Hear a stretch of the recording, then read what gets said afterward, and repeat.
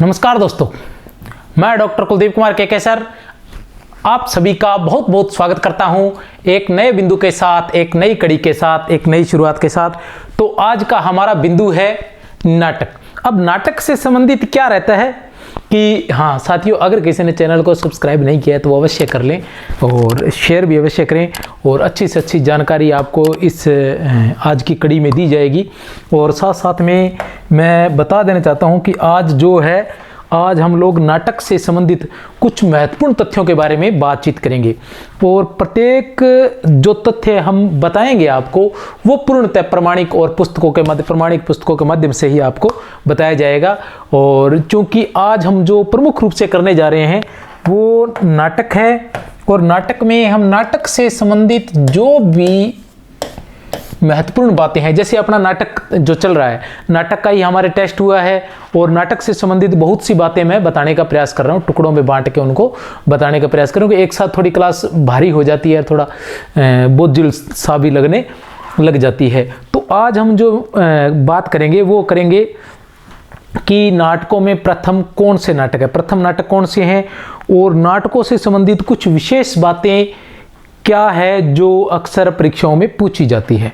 आप जब क्लास देखेंगे तो आपको ये यकीन हो जाएगा कि हाँ वास्तव में सर ने कुछ अच्छा और कुछ अलग पढ़ाया है। तो पूरी क्लास जरूर देखें, क्योंकि इस पहले तो मैं सिर्फ प्रथम या मान लो विशेष जो है, जैसे ऐतिहासिक नाटकों के जन्मदाता कौन है, इस तरह की एक साधारण सी बात बताना चाहूँगा। उससे संबंधित क्या रहता है कि उससे संबंधित क्वेश्चंस आते रहते हैं, वो आसान प्रश्नों के अंतर्गत आ जाते हैं और हम लोगों का इस बारे में जानकारी न होने से हम आसान प्रश्नों से ही मतलब हाथ धो बैठते हैं। और उसके बाद मैं प्रमाणिक पुस्तकों से आप सभी को इसके बारे में बताऊंगा। ये जिस तरह से मैंने यहाँ अभी अपने पास में ये सभी प्रमाणिक पुस्तकें रख रखी हैं, इन प्रमाणिक पुस्तकों के क्या क्या तथ्य हैं और इनमें से उनके बारे में क्या कहा गया है, क्योंकि पहले तो मैं उसके बारे में सिर्फ जो बात बताना चाह रहा हूँ वो बताऊंगा, फिर आपको विस्तार से बताऊंगा कि कौन सा जो तथ्य है वो कौन सी प्रमाणिक पुस्तक से लिया गया है और किस प्रमाणिक पुस्तक में क्या कहा गया है और आप लोग आज तक क्या पढ़ते आए हैं और वास्तव में है क्या, उसकी वास्तविक स्थिति क्या है उस बिंदु की। ये सारी बातें आज हम करेंगे। तो अभी तक आपके कुछ समझ में नहीं आया होगा, लेकिन मैं आपको बता देना चाहता हूँ कि नाटक कौन सा प्रथम माना जाता है, किसने प्रथम माना है, कौन सा नाटक है, उसके रचनाकार कौन से हैं और उसकी भाषा कौन सी है। तो चलो चलते हैं। सबसे पहले हम आते हैं, क्योंकि हम देखते हैं कि आचार्य रामचंद्र शुक्ल जी है जो, और एक बार बता दूं हमारी जो पुस्तकें हैं उनमें रामचंद्र शुक्ल, डॉक्टर नगेंद्र और बच्चन सिंह हैं, रामस्वरूप चतुर्वेदी और हजारी प्रसाद द्विवेदी। और विशेषकर से आचार्य रामचंद्र शुक्ल, नगेंद्र और बच्चन सिंह से संबंधित बहुत अधिक संख्या में अधिकतर जो तथ्य है वो हमारी पुस्तक में इसी से संबंधित है। तो सबसे पहले हम लेते हैं आचार्य रामचंद्र शुक्ल। आचार्य रामचंद्र शुक्ल ने किसे माना है, तो इसमें भी हम देख लेते हैं आचार्य रामचंद्र शुक्ल ने किसे माना है, किस नाटक को माना है आचार्य रामचंद्र शुक्ल ने प्रथम नाटक है। तो इन्होंने माना है आनंद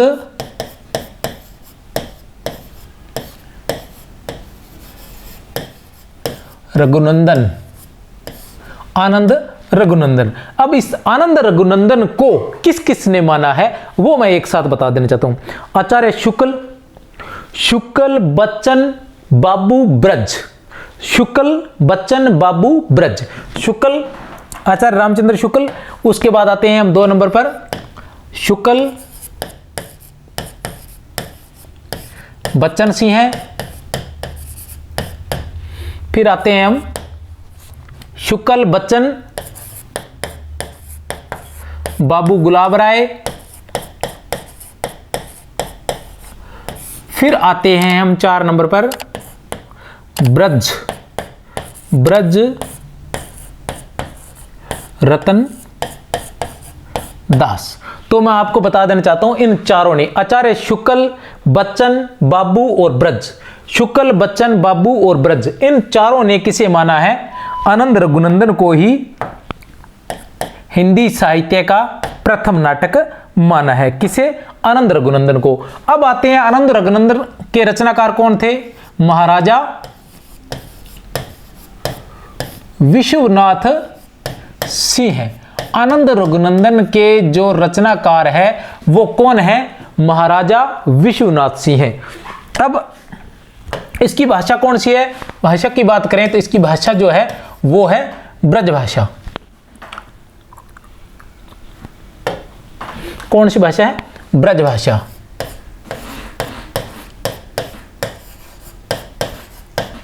ठीक है, इतनी चीजें मैं आपको बताने वाला हूं। क्या है, हम बात कर रहे थे कि आचार्य रामचंद्र शुक्ल ने किसे माना है हिंदी साहित्य का प्रथम नाटक या नाटककार? प्रथम नाटक किसे माना है? आनंद रघुनंदन को। किसका है ये? विश्वनाथ सिंह का। किस भाषा का है? ब्रजभाषा का।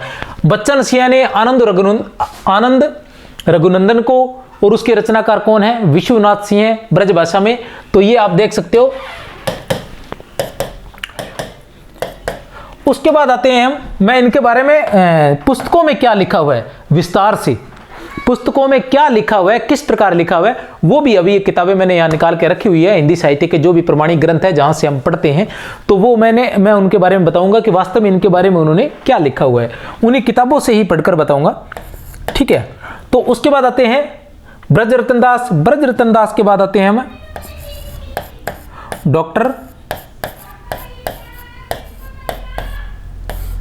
गणपति चंद्र गुप्त। क्या आते हैं हमारे पास? गणपति चंद्र गुप्त।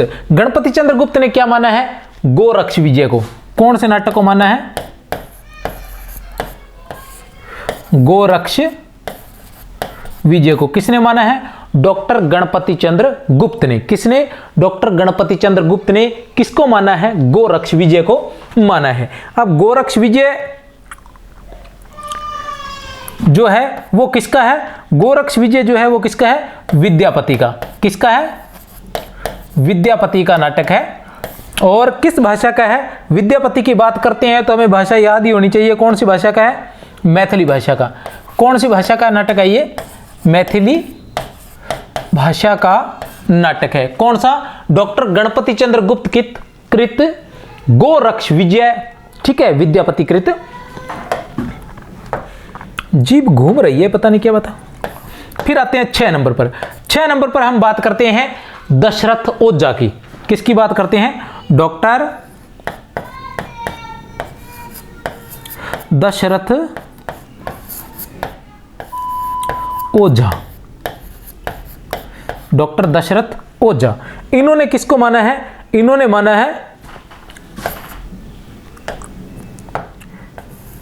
गए सुकुमार रास। किसको माना इन्होंने? गए सुकुमार रास। किसकी रचना है गए सुकुमार रास? दिलहन की। और किस भाषा में है ये? यह है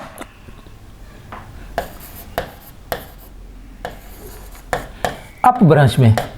किसमें है? अपभ्रंश में। अब आते हैं हम 7 नंबर पर। 7 नंबर पर हम बात करते हैं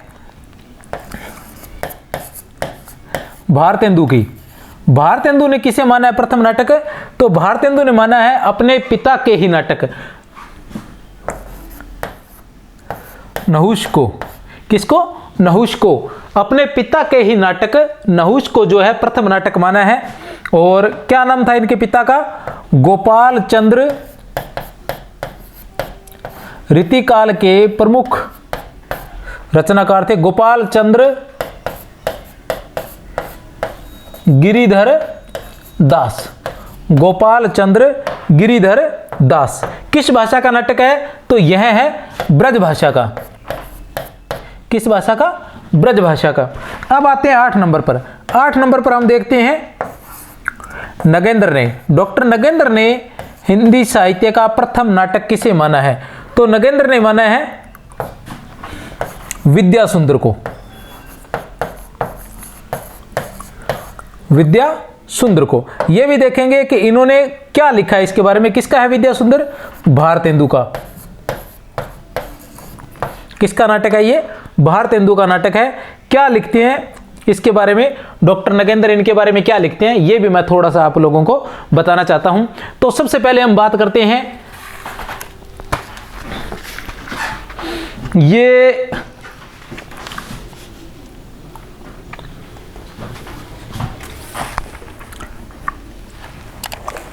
इसके अलावा ये और है हिंदी साहित्य कोश। हिंदी साहित्य कोश क्या कह रहा है? हिंदी साहित्य कोश कह रहा है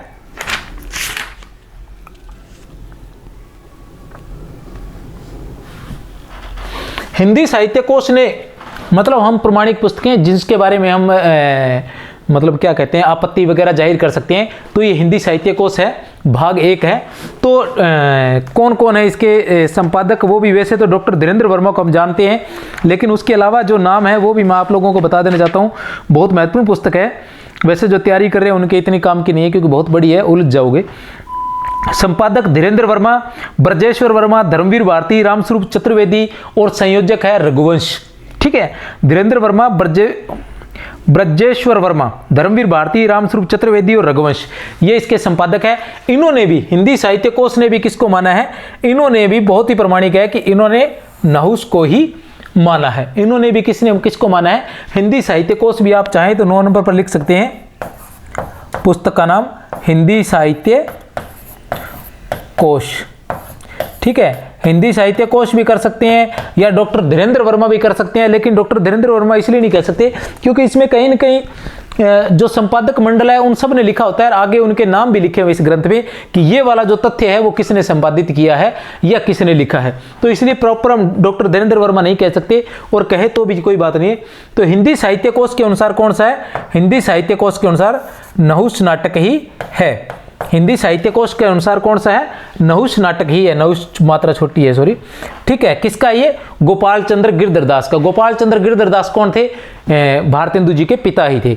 ये एक पुस्तक है हिंदी साहित्य कोश के अनुसार, ये एक जानकारी है। वैसे इन्होंने आनंद रघुनंदन के बारे में क्या कहा? अधिकतर लोगों ने क्या कहा है? अधिकतर लोगों ने आनंद रघुनंदन को ही हिंदी साहित्य का प्रथम नाटक माना है, लेकिन हिंदी साहित्य कोश के अनुसार क्या कहा गया है कि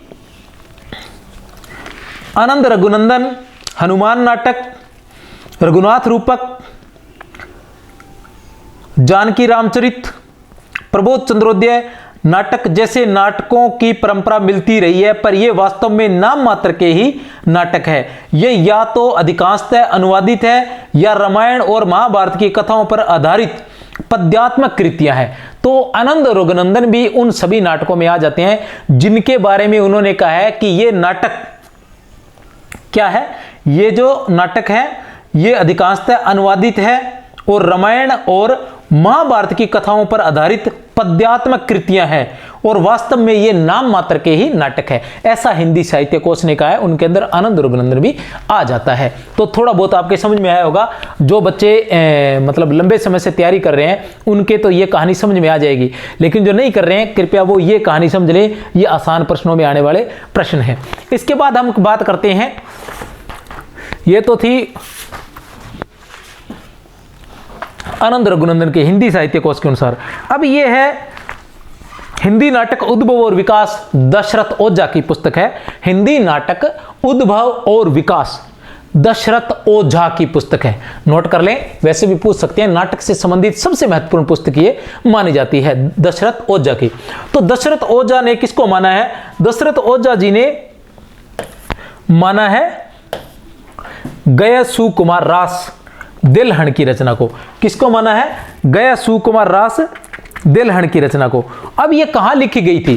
तो ये दशरथ ओझा जी बता रहे हैं कि अग्रचंद नाहटा ने गया सुकुमार रास नामक एक रास ग्रंथ की शोध जैसलमेर में की थी। किसने की थी इसकी रचना? इसकी जो खोज है वो किसने की थी? अमरचंद नाहटा ने। किसने की थी? अमरचंद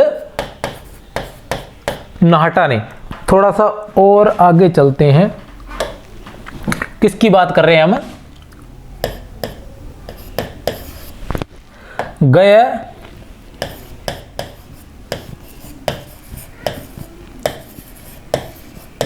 सुकुमार रास।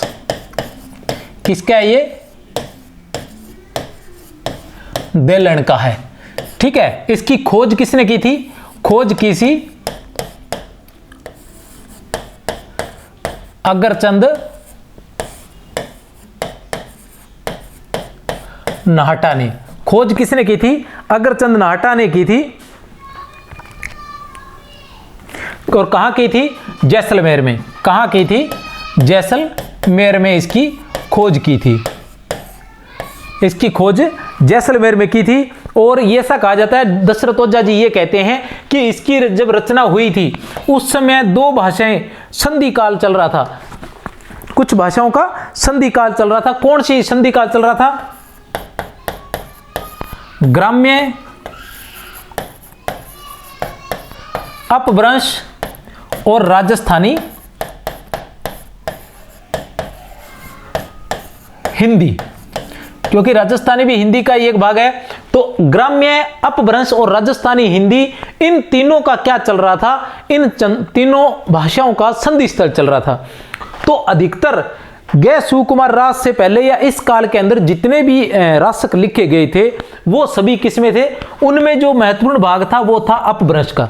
लेकिन जो गै सुकुमार रास है उसमें राजस्थानी हिंदी का जो अधिकांश अंक था या अधिकांशतः वो लिखी गई थी वो राजस्थानी हिंदी में लिखी गई थी। इसलिए डॉक्टर दशरथ ओझा विशेष रूप से जोर देकर कहते हैं कि नाटकों का जो प्रारंभ है, नाटकों का प्रारंभ जो है 17वीं शताब्दी में नहीं, 17वीं शताब्दी में नहीं। इसका क्या कारण है? क्योंकि 17वीं शताब्दी में कौन सा था? आनंद रघुनंदन। तो वो कह रहे हैं कि आनंद रघुनंदन से नहीं, या उस समय जो भी नाटक लिखे गए थे उनसे नहीं, कौन सी शताब्दी में माना चाहिए? 13वीं शताब्दी में। तो जो दशरथ ओझा है उन्होंने कौन सी शताब्दी में माना है? 13वीं शताब्दी में। 13वीं शताब्दी में किस में माना है? इससे, किससे? गय सुकुमार रास से। किससे माना है? गय सुकुमार रास से माना है। गय सुकुमार रास के बारे में दशरथ ओझा जी थोड़ी सी बातें और भी लिखते हैं। तो वो इसमें लिखते हैं कि ये क्या कहानी है, गय सुकुमार रास में क्या कहानी है। तो कहानी मैं बता देना चाहता हूं कि वासुदेव की जो पत्नी है, क्या नाम बताना चाहता हूं कि वासुदेव की जो पत्नी है, कौन थे वासुदेव की पत्नी? देवकी। देवकी क्या करती है? कृष्ण, हमने उसका विवरण वैसे सुना नहीं है, कृष्ण जैसे एक और पुत्र की अभिलाषा करती है। कृष्ण जैसे एक और पुत्र की अभिलाषा करते हैं। उनकी ये अभिलाषा पूर्ण होती है और जन्म होता है हमारे नाटक के नायक गय सुकुमार का। किसका जन्म होता है? हमारे नाटक के नायक गय सुकुमार का। किसका जन्म होता है? हमारे नाटक के नायक गय सुकुमार का। ठीक है, तो इस तरह से ये जो नाटक है गय सुकुमार रास, इसके जो प्रमुख पात्र हैं वो कौन कौन से हैं? जैसे कि नाम से पता चल रहा है, देवकी है और वासुदेव है और गय सुकुमार है, गय सुकुमार है। देवकी है, वासुदेव है, गय सुकुमार है। इसके अलावा इसमें है कंस, जरासंध, ये इसके प्रमुख पात्र है। किसके? गय सुकुमार रास की। किसके? गय सुकुमार रास के जो है ये सभी की सभी पात्र है। तो जो ये दशरथ ओझा है ये कहां से मानते हैं? गय सुकुमार रास से ही इसका प्रारंभ मानते हैं। अब आते हैं हम आनंद रघुनंदन। आनंद रघुनंदन की हम बात करते हैं तो यही आनंद रघुनंदन के बारे में हम थोड़ा सा पढ़ लेते हैं। क्या पढ़ लेते हैं दोस्तों? ऐसा है, मेरा कहने का मतलब है साथियों, प्यारे बच्चों और जो भी, ठीक है, मतलब मेरे प्रिय, तो बात यह है कि बात थोड़ी लंबी जाने वाली है। तो अब चाहता बहुत हूँ कि छोटा करूँ लेकिन छोटा होता ही नहीं है, क्योंकि मन करता है कि आपको अधिक से अधिक जानकारी उपलब्ध करवाई जाए। क्योंकि अभी समय है, फर्स्ट ग्रेड में या असिस्टेंट प्रोफेसर में या नेट में तो ज़्यादा नहीं है, लेकिन फिर भी वहाँ कहीं ना कहीं ज़रूरत पड़ती रहती है। तो आप कुछ ऐसी जानकारी के बारे में मतलब जान जाएं जो अधिकतर आपको उपलब्ध नहीं होती है। उस परमानेंट जो जानकारी चल रही है उसकी बजाय कुछ नया उपलब्ध करवाने की कोशिश कर रहा हूँ और उसके लिए मेहनत भी बहुत अधिक कर रहा हूँ। ठीक है, तो वो कोई बात नहीं है, ये तो मतलब मेरी रुचि है तो रह नहीं सकता। चलो चलते हैं आनंद रघुनंदन के बारे में। आनंद रघुनंदन कब हुई थी इसकी? 1700 ईस्वी में इसकी रचना मानी जाती है। और कौन थे? महाराजा विश्वनाथ सिंह इसकी रचनाकार थी। इसके बारे में क्या लिखते हैं दशरथ ओझा जी? दशरथ ओझा जी लिख रहे हैं कि इसके जो अंक हैं, कुछ एक बातें बताएंगे। अंक जो हैं वो कितने हैं? वो है 7। ये सारी बातें कौन लिख रहे हैं? दशरथ ओझा। कौन लिख रहे हैं सारी बातें? दशरथ ओझा लिख रहे हैं। अंकों की संख्या कितनी है? अंकों की संख्या इसमें है 7। नाटक में 7 अंक है। प्रत्येक अंक में अनेक दृश्य है। क्या है? प्रत्येक अंक में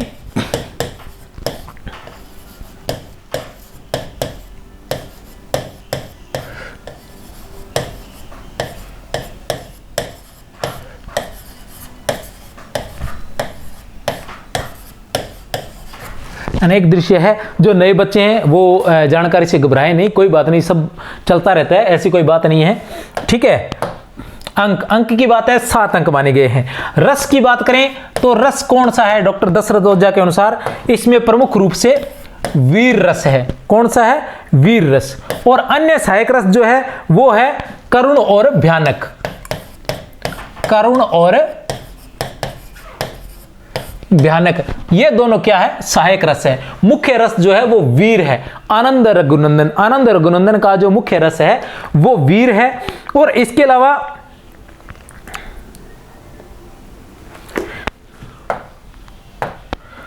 कोटि की हम बात करें तो इसे किस कोटि में रखा गया है?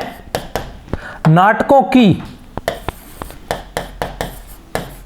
भास्वर कोटि में रखा गया है। इसे नाटकों की भास्वर कोटि में रखा गया है। और इसमें जो है प्रमुख रूप से 5 संधियां हैं।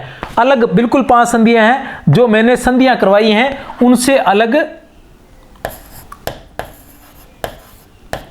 संधि की बात करें तो इनमें 5 संधियां हैं। कौन कौन सी संधियां हैं? बड़ी ही आसान है। पहली है माला, दूसरी है नायक, तीसरी है गलानी, चार नंबर पर है परिक्षय, और 5 नंबर पर है हमारे पास मात्रा वशिष्ठ संहार।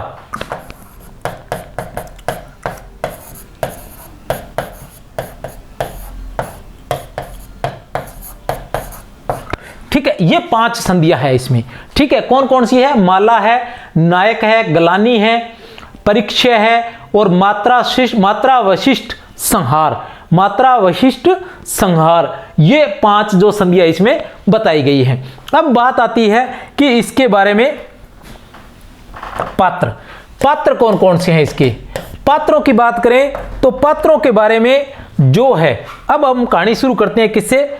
यहां से बंद करते हैं। यहां से बंद करने के बाद हम कहानी को लेके जाते हैं किस पर? डॉक्टर नगेंद्र पर। किस पर लेके जाते हैं? डॉक्टर नगेंद्र पर। हिंदी साहित्य का इतिहास डॉक्टर नगेंद्र पर आते हैं। तो डॉक्टर नगेंद्र जो है वो क्या कहते हैं आनंद रघुनंदन के बारे में? आनंद रघुनंदन के बारे में वो कहते हैं कि इसके जो पात्र हैं, पात्रों के रूप में जो है इनका जो नामकरण किया गया है वो बड़ा ही अरुचिपूर्ण और दोषपूर्ण है। क्या लिखते हैं डॉक्टर नगेंद्र? डॉक्टर नगेंद्र लिखते हैं कि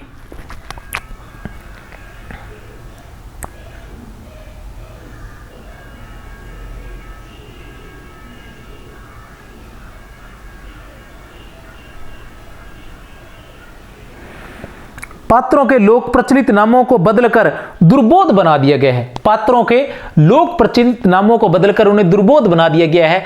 कैसे बना दिया गया है अभी आपको मैं दिखाऊंगा, आप देखेंगे तो आपको समझ में आ जाएगा कि इन्होंने क्या किया कि जो दशरथ है, दशरथ जो है उनका नाम इन्होंने क्या रख दिया? दशरथ का नाम रखा इन्होंने, पहले मैं ये नाम लिख लेता हूं। दशरथ आते हैं, फिर राम आते हैं, फिर लक्ष्मण आते हैं, सीता आती है और फिर रावण आते हैं। इन्होंने जो विश्वनाथ जी हैं, इन्होंने इनके जो नाम रखे हैं वो बहुत ही दुर्बोध हैं। दुर्बोध मतलब बड़ी आसानी से बोध होते हैं या हमें रुचिपूर्ण नहीं लगेंगे। तो जो दशरथ है, इनका नाम इन्होंने क्या रखा है? इसका नाम इन्होंने रखा है दिग्वान। इसका नाम इन्होंने क्या रखा है? दिग्वान। अब राम की बात करें तो राम का नाम इन्होंने क्या रखा है? हितकारी। राम का नाम क्या रखा है? हितकारी। लक्ष्मण का नाम क्या रखा है? दीन धराधर। लक्ष्मण का नाम क्या रखा है? दीन धराधर। और सीता का नाम क्या रखा है? सीता का नाम रखा है इन्होंने महिबा। सीता का नाम रखा है महिबा। और रावण का नाम क्या रखा है? दिगशिर। रावण का नाम क्या रखा है? दिगशिर। यह है आनंद रघुनंदन के बारे में कौन कहते हैं? डॉक्टर नगेंद्र। और उसी में इनके पात्रों के नाम भी दिए गए हैं कि दशरथ का नाम इन्होंने क्या रखा है? दिग्वान। राम का नाम क्या रखा है? हितकारी। लक्ष्मण का नाम क्या रखा है? दीन धराधर। सीता का नाम क्या रखा है? महिबा। और रावण का नाम क्या रखा है? दिगशिर रखा है। इसके अलावा वो कहते हैं, डॉक्टर नगेंद्र कहते हैं कि इसमें काल दोष भी है। काल दोष कैसे है? काल दोष की जब हम बात करते हैं तो वो क्या कहते हैं? काल दोष की बात करते हैं तो वो कहते हैं कि नाटक में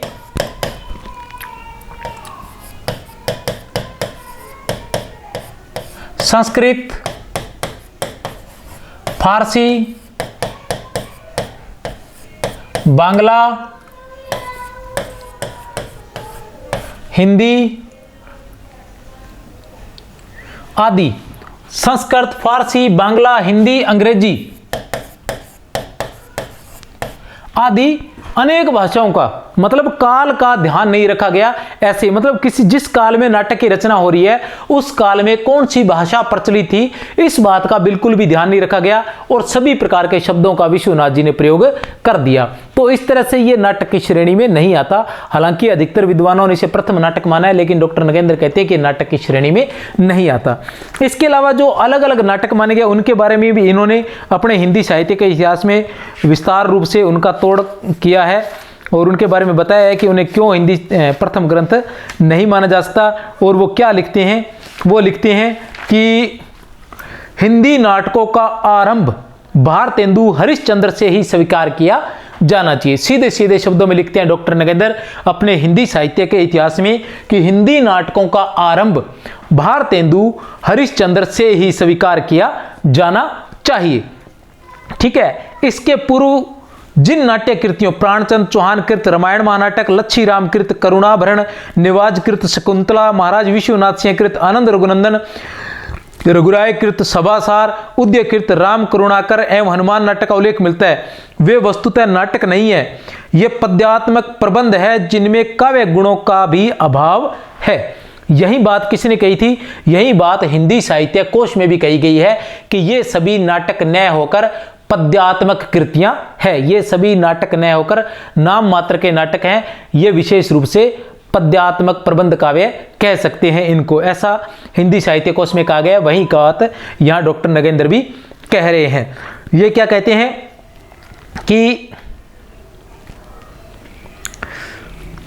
शीतला प्रसाद त्रिपाठी का जानकी मंगल नाटक अवश्य अभिनय के लिए रचा गया था। यह नाट्य गुणों से युक्त है और इसकी भाषा परिमार्जित खड़ी बोली है, किंतु इस समय तक भारतेंदु का उदय हो चुका था और उनका विद्या सुंदर नाटक प्रकाशित हो गया था। उनका विद्या सुंदर नाटक प्रकाशित हो गया था। तो यहां कहने से तात्पर्य डॉक्टर नगेंद्र का यही है कि भारतेंदु का जो विद्या सुंदर नाटक है वो हिंदी साहित्य का प्रथम नाटक है। भारतेंदु का जो हिंदी साहित्य का नाटक है वो प्रथम नाटक माना जाना चाहिए।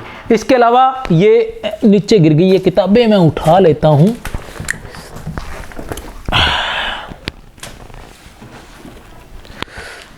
ये मैंने 8-10 किताबें पढ़ी थी तो कुछ जानकारी मिली है। ये अपने राजस्थान यूनिवर्सिटी, राजस्थान विश्वविद्यालय जो राजस्थान विश्वविद्यालय जयपुर का जो है उसकी बीए द्वितीय वर्ष के लिए ये एक पुस्तक निकली हुई है। डॉक्टर हेतु भारद्वाज इसके जो है रचनाकार हैं। किसके लिए? राजस्थान विश्वविद्यालय के बीए द्वितीय वर्ष के लिए। वर्तमान में लग रही है नहीं, लेकिन ये कभी लगती होगी। ठीक है, ये प्रकाशन भी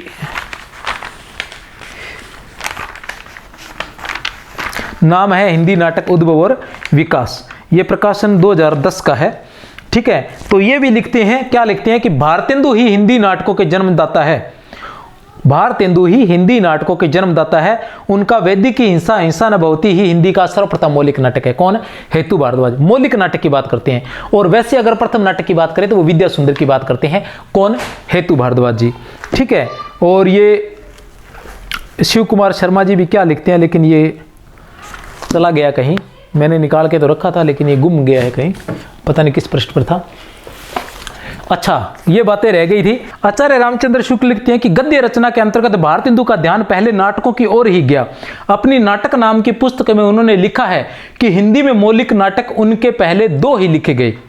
हिंदी में मौलिक नाटक उनके पहले 2 ही लिखे गए थे।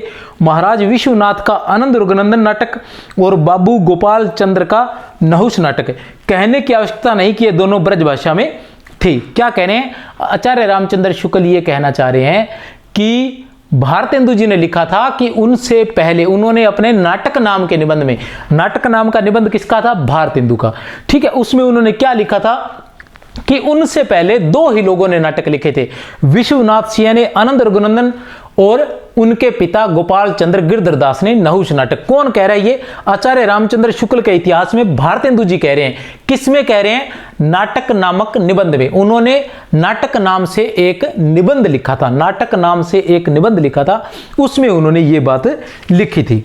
और जो है ये आचार्य रामचंद्र शुक्ल जी है, वो भी इसे ही हिंदी साहित्य का प्रथम जो नाटक मानते हैं। उसके अलावा हम बात करते हैं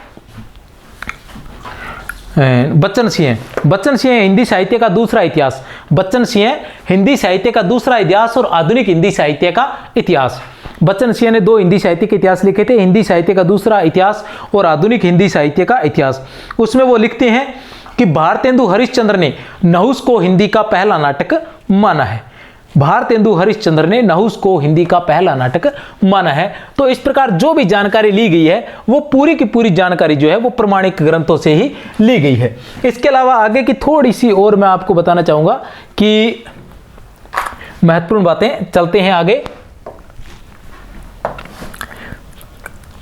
हम बात करते हैं कि नाटकों के भीष्म पितामह। नाटकों के, एक मिनट,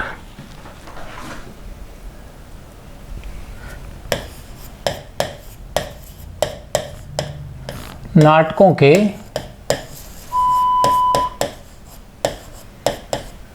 भीष्म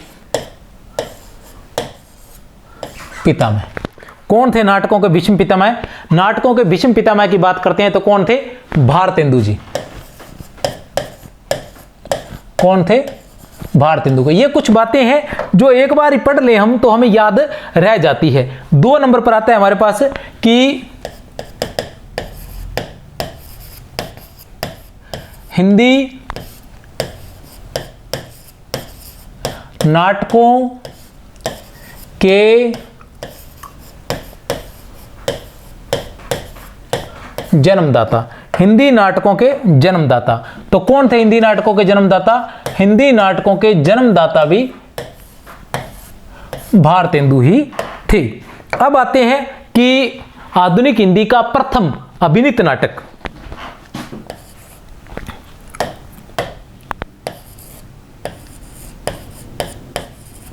आधुनिक हिंदी का प्रथम अभिनीत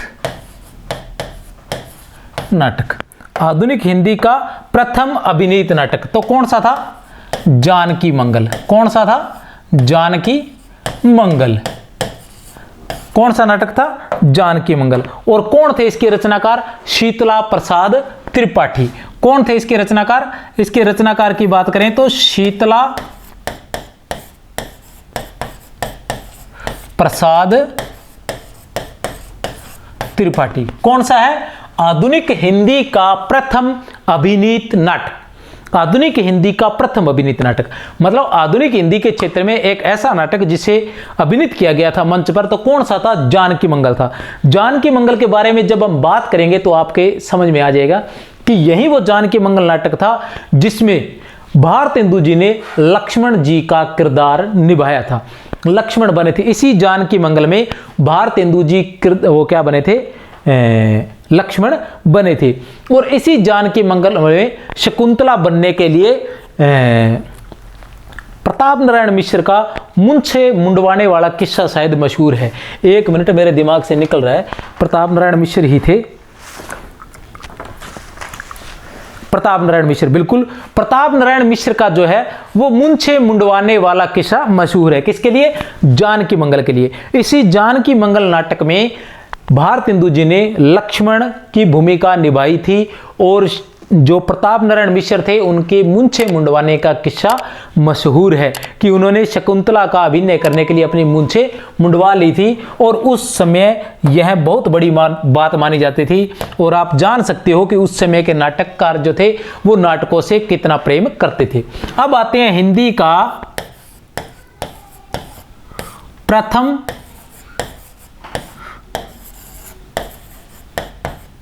दुखांत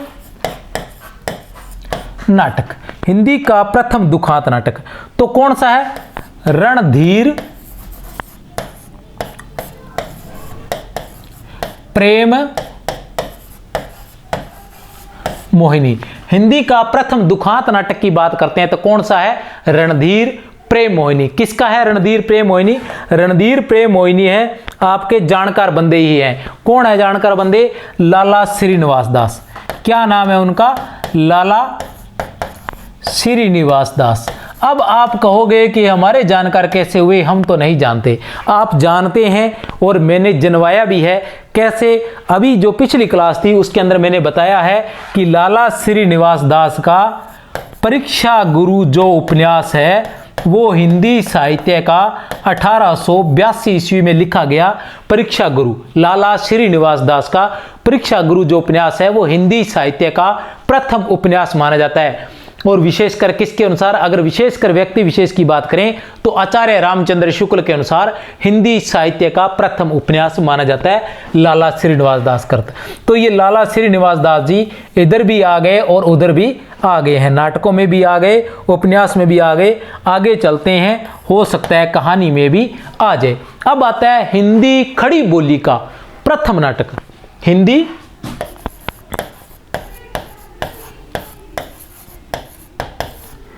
खड़ी बोली का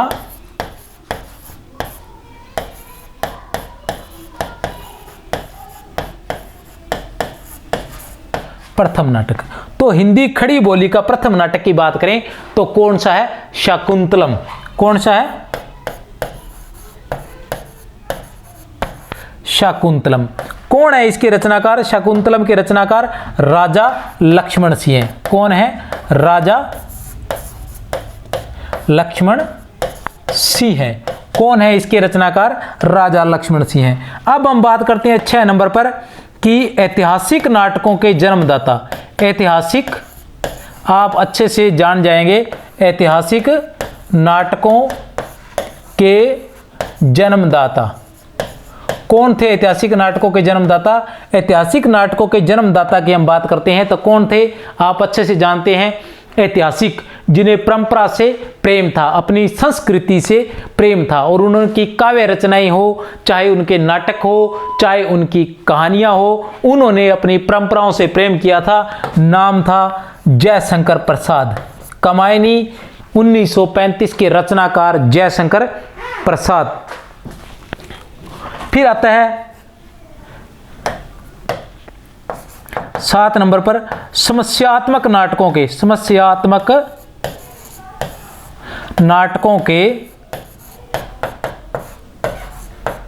जन्मदाता। समस्यात्मक नाटकों के जन्मदाता तो कौन थे? समस्यात्मक नाटकों के जन्मदाता थे लक्ष्मी नारायण मिश्र। कौन थे? समस्यात्मक नाटकों के जन्मदाता कौन थे? लक्ष्मी नारायण मिश्र। चाहे तो स्क्रीनशॉट ले सकते हैं और क्लास अगर पसंद आए तो शेयर भी कर सकते हैं, लाइक भी कर सकते हैं। ऐसी ही धुआंधार क्लासें लगातार करवाई जाएंगी और रेस्ट नाम की चीज़ नहीं होगी। ऐसे ऐसे बिंदु करवाए जाएंगे, वो इतने अधिक टेस्ट लिए जाएंगे, इतनी अधिक क्लासें ली जाएंगी कि आप लोगों के समझ में आ जाएगा कि मतलब लक्ष्य है आरएएस। आरएएस हम बनकर ही रहेंगे, हमें कोई रोक नहीं सकता। इस बार जो जुड़ेंगे उनको बनाकर छोड़ूंगा और ज़्यादा मैं जानता नहीं हूँ। चाहे आप सब्सक्राइब करें, चाहे लाइक करें, न करें, लेकिन जो जुड़ गए वो बनकर रहेंगे। क्योंकि टेस्ट की हम बात करते हैं, वैसे जानकारी बहुत अधिक करवाने वाला हूँ मैं, ठीक है, लेकिन उसके अलावा भी जब हम बात करते हैं टेस्ट की, तो टेस्ट इतने अधिक लिए जाएंगे, इतने अधिक वस्तुनिष्ठ प्रश्न आपको दे दिए जाएंगे पीडीएफ के माध्यम से कि मतलब उनसे बाहर कुछ नहीं हो सकता। क्योंकि जब वस्तुनिष्ठ की बात करते हैं तो हम ही नंबर 1 पर आते हैं, ठीक है। अभी तक हमने जो किताबें लिख चुकी हैं वो आप जानते होंगे अच्छे से। तो चलो चलते हैं, बात करते हैं। वैसे ऐसी बातों में कुछ नहीं रखा हुआ। अब जो एक बात लिखी अपने कि हिंदी साहित्य का पहला अभिनीत नाटक, हिंदी साहित्य का पहला अभिनीत नाटक कौन सा बताया था? जानकी मंगल। कौन सा बताया था? जानकी मंगल, ठीक है ना। तो जिसमें भारतेंदु लक्ष्मण बने थे, प्रताप नारायण मिश्र ने मुंछ मुंडवाने का किस्सा प्रसिद्ध है। ये सारी बातें किसमें लिखी हुई है? सभी इतिहास ग्रंथों में लिखी होगी। विशेषकर मैंने जो पढ़ी है जिसमें से वो है हिंदी साहित्य और संवेदना का विकास रामस्वरूप चतुर्वेदी। हिंदी साहित्य और संवेदना का विकास रामस्वरूप चतुर्वेदी। जो भी जानकारी आपको दी जाएगी वो सभी प्रमाणिक पुस्तकों से दी जाएगी। हो सकता है जानकारी थोड़ी कम हो, लेकिन वो दी प्रमाणिक पुस्तकों से ही दी जाएगी। कहां से? हिंदी साहित्य और संवेदना का विकास रामस्वरूप चतुर्वेदी। इसके अलावा एक जानकारी और है कि भारतेंदु का आधुनिक हिंदी साहित्य में वही स्थान है जो रूसी साहित्य में पुष्किन का है। भारतेंदु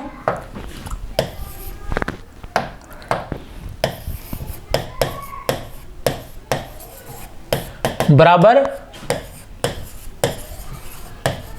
पुष्किन रूस। भारतेंदु बराबर पुष्किन रूस। किसने कहा था ये कहा था प्रोफेसर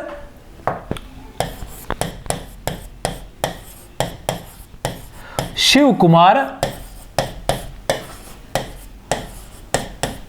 शर्मा ने। किसने कहा था? प्रोफेसर शिव कुमार शर्मा ने कहा था। किसमें कहा था? हिंदी साहित्य, उनकी रचना है, उनका हिंदी साहित्य का इतिहास है। हिंदी साहित्य का इतिहास है, क्या है? हिंदी साहित्य युग और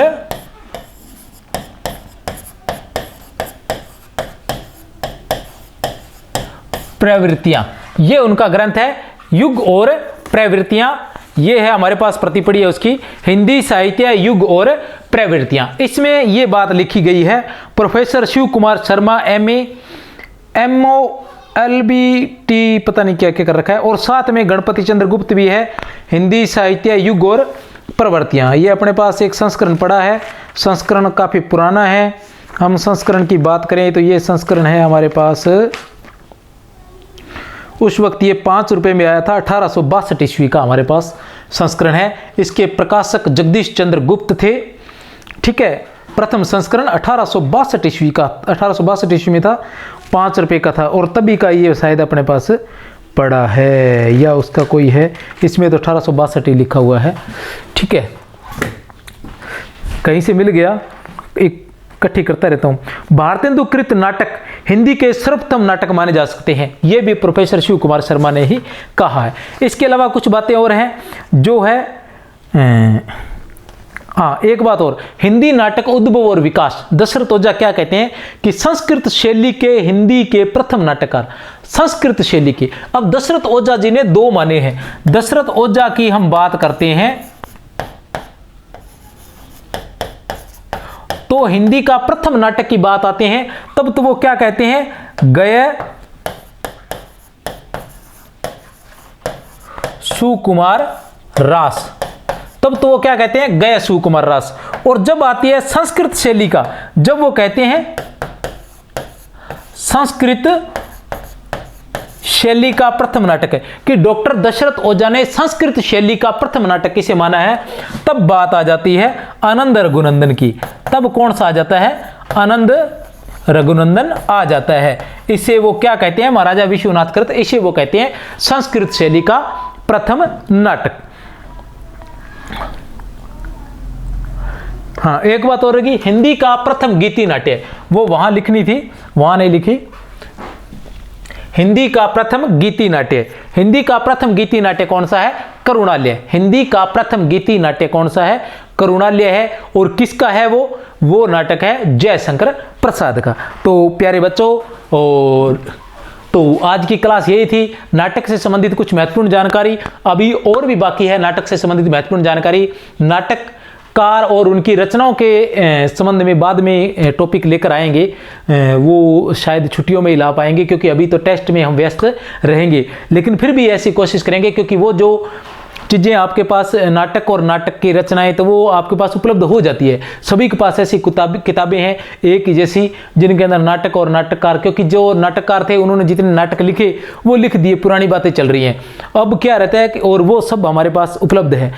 बस बात जो रहती है वो ये है कि उनसे संबंधित अलग बातें कौन सी हैं, तो वो मैं अलग बातें यहाँ आपको बताऊँगा जो परीक्षा में आपको पहले पायदान पर लेकर आएगी। मैं हमेशा आपके साथ रहूँगा। जय हिंद, जय भारत। लक्ष्य केवल एक ही, आर्यस व्याख्याता।